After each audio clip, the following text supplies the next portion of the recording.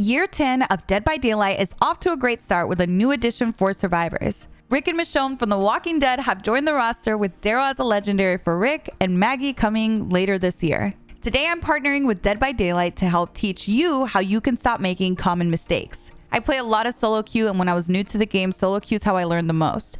You learn so much from other people's mistakes and your own, so let's get into my top things to avoid doing on Survivor. If you're just starting DBD, or even if you've been playing for a while, the long list of maps can feel really intimidating to learn. A very common thing I hear is how overwhelmed people feel trying to learn maps and not knowing where to go because of it.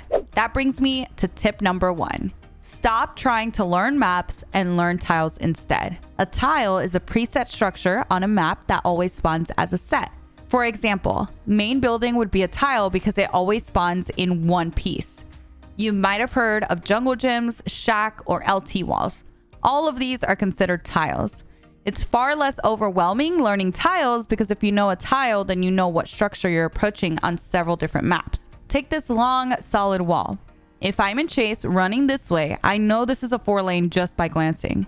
If I know what a 4-lane is, I know it usually has a window and a pallet, so I know what I'm working with without having to fully go into the loop to see. Learning tiles can feel less overwhelming because even if you just learn 5 tiles, you now know how to run several tiles on a lot of different maps. Another cool thing about tiles is that a lot of times, even main buildings or large structures resemble a common tile. Take this Walking Dead tile that was just added. This is laid out exactly the same as a jungle gym, so if you know how to run a jungle gym, you know how to run this tile. Another example is the main building on Mother's Dwelling. If you know how to run a Z-wall, then you know how to run this main building because it's just a Z-wall with a pallet. Once you recognize patterns in the way maps are created, then you can identify structures on the majority of maps. The most common tiles I recommend learning are shack, jungle gyms, LT walls, and traditional pallet loops. This will set you up for success on most maps. Now that we've learned tiles, let's talk about how to use them more effectively. Tip number 2, learn which direction is most optimal for looping. There's a golden rule for loops that'll help you understand how to run every loop. You'll almost always loop tiles in the direction that gives you the most head-on vault.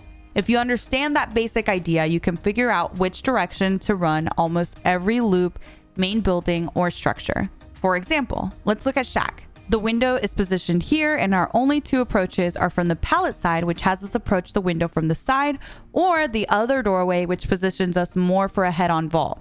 With that in mind, you understand the most optimal direction to loop shack already. Let's do another one. Let's look at the short wall jungle gym. If you approach from the pallet side, you're approaching on an angle, and the killer can easily go around and cut you off if they expect you to go for the window. So instead, if we approach from the other side, we get a head-on approach, and it's a little easier to react to what the killer does.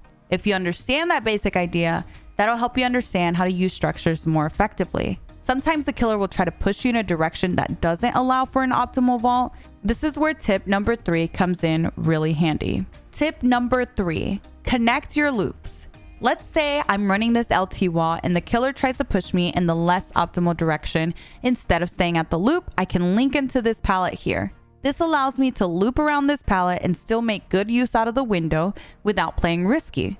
Maps actually just got a really cool change for this. You can now see windows and pallets with your map, so when you're learning how to connect loops, you can bring a map in to help you see those connections a little easier. The main idea with this is to use the windows in the loop as much as possible first before throwing the pallet. That way you can save your finite resources. Now let's talk about how important teamwork is with tip number 4. Spread your hook states. Survivors get 2 hook states before they die as long as they get saved before the next stage. Pay attention to the survivor HUD. This will indicate how many hook stages each survivor has. If you notice that everyone on your team has been hooked and you haven't, be aggressive. Take chase to allow your team to heal, and do gens to put you in a better position for an escape. The moment you lose a teammate, the match gets a lot harder. You start having 1 person on hook, 1 person in chase, and 1 person going for the unhook, which leaves no one on gens and makes it a lot harder to keep progressing the match unless someone has a really long chase. Remember, keeping your teammates alive provides you the best chance at survival.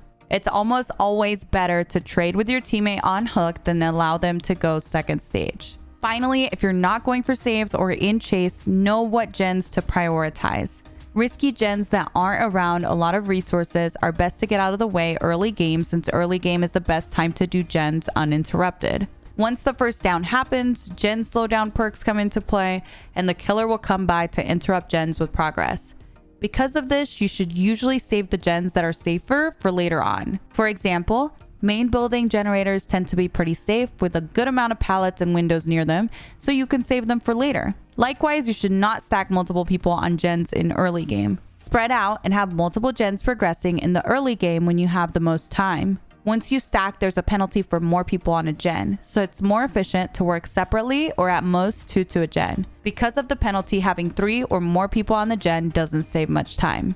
If you're brand new to the game, or even if you've been playing for a while, I hope you guys found these tips helpful. Let me know if you guys want to see another video on this again, or if you guys want me to discuss anything more in depth.